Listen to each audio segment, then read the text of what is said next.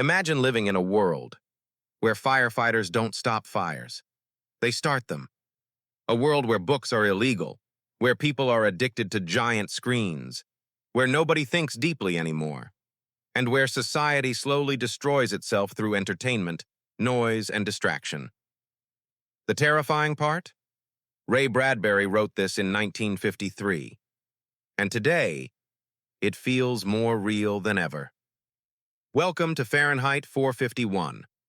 Before we begin, subscribe to the channel if you love dark literature, dystopian stories, and deep book analysis. Because stories like this are not just fiction anymore. They're warnings. Part 1.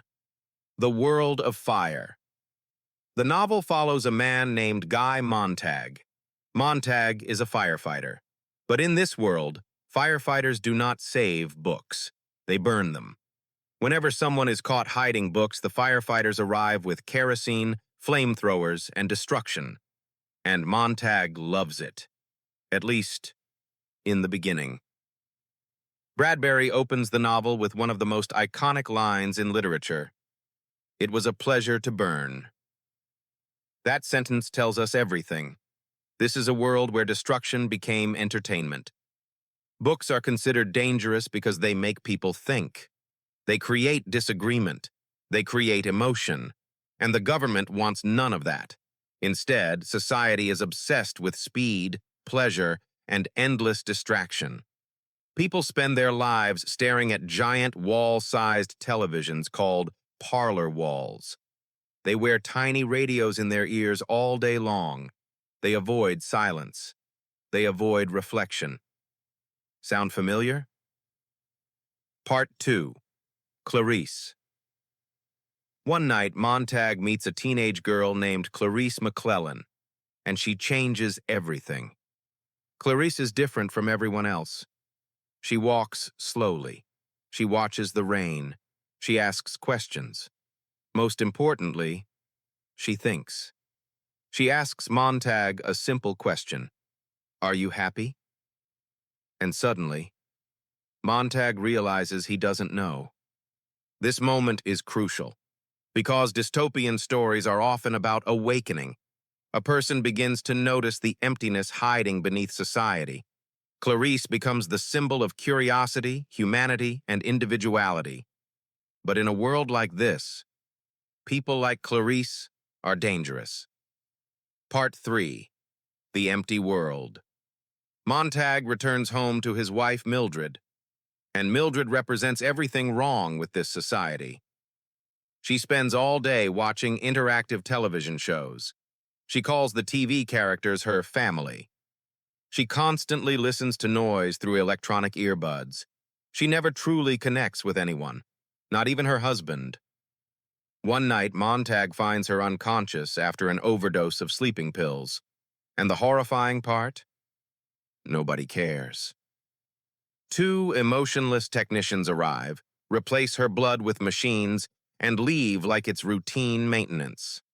No concern, no empathy, no humanity.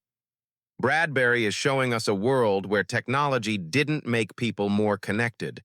It made them emotionally dead. If this video is making you rethink modern society already, subscribe now, because Fahrenheit 451 gets even darker from here. Part 4. The Woman Who Burned with Her Books. Everything changes when Montag witnesses something horrifying. An old woman is discovered hiding hundreds of books inside her house. The firefighters arrive to destroy them. But instead of escaping, the woman chooses to die with her books. She lights the fire herself and burns alive. Montag cannot understand it. Why would someone die for books? What could possibly be inside them that matters so much? That question begins destroying him from the inside, and secretly, Montag steals a book, then another, then another. For the first time in his life, he wants to know the truth. Part 5. Why the Books Were Banned. Montag eventually meets an old English professor named Faber. Faber explains the real reason books disappeared. It wasn't just government censorship. Society itself slowly stopped caring.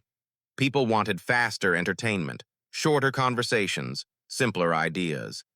Books became offensive because they made people uncomfortable. They forced people to think deeply. And eventually, nobody wanted that anymore. This is one of the scariest parts of the novel because Bradbury is not only criticizing dictatorships, he is criticizing us. He is warning about a culture addicted to distraction, a culture that prefers entertainment over wisdom, noise over thought, comfort over truth. Part 6. Captain Beatty. Montag's boss, Captain Beatty, becomes one of the most fascinating villains in dystopian fiction. Because Beatty is intelligent, he has read books, he understands literature, and yet he still supports burning them. Why? Because Beatty believes people are happier without confusion, conflict, or difficult ideas. He believes ignorance creates stability, and that is what makes him terrifying. He understands truth and chooses control anyway. Beatty constantly attacks Montag psychologically. He quotes literature while defending censorship. He manipulates language. He twists logic. Bradbury is showing us how authoritarian systems survive, not through stupidity, but through manipulation. Part 7. The Collapse. Montag can no longer live inside the illusion. He begins reading books in secret. He starts questioning reality. He starts seeing how empty society truly is. But the system notices. In dystopian worlds, rebellion never stays hidden forever. Eventually, Montag is betrayed, and suddenly, his own house becomes the next target. Beatty orders Montag to burn everything: his home, his possessions, his life. And then comes the breaking point. Montag turns the flamethrower on Beatty himself. The fireman becomes the destroyer of the system. And now, he becomes a hunted man. Part 8. The Mechanical Hound. One of the creepiest creations in the novel is the Mechanical Hound, a robotic killing machine programmed to hunt humans. Cold, precise, emotionless. As Montag escapes the city, the Hound hunts him through the streets while the entire nation watches the chase as entertainment. Bradbury predicted something terrifying here: people turning real suffering into media spectacle. The chase becomes content, entertainment, a show, and suddenly Fahrenheit 451 starts feeling less like fiction and more like prophecy. Part 9. The Ending.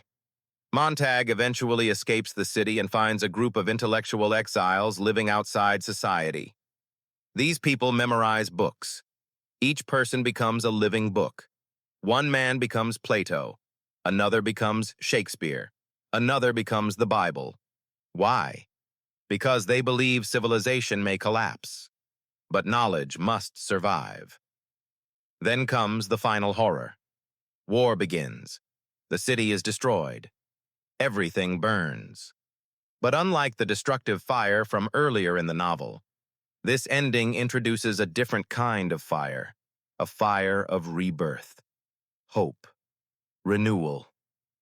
For the first time, fire gives warmth instead of destruction, and Montag realizes humanity still has a chance.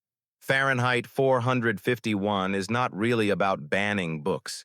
It's about what happens when society stops caring about truth, when people become addicted to entertainment, when attention spans collapse, when technology replaces human connection, when nobody wants difficult conversations anymore.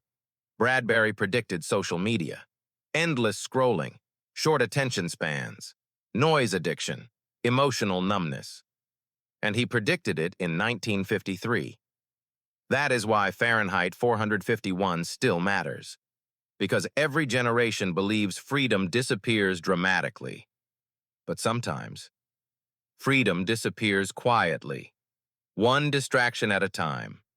If you enjoyed this analysis, subscribe for more deep dives into dystopian literature and dark philosophical books. because the scariest stories are the ones that slowly become real.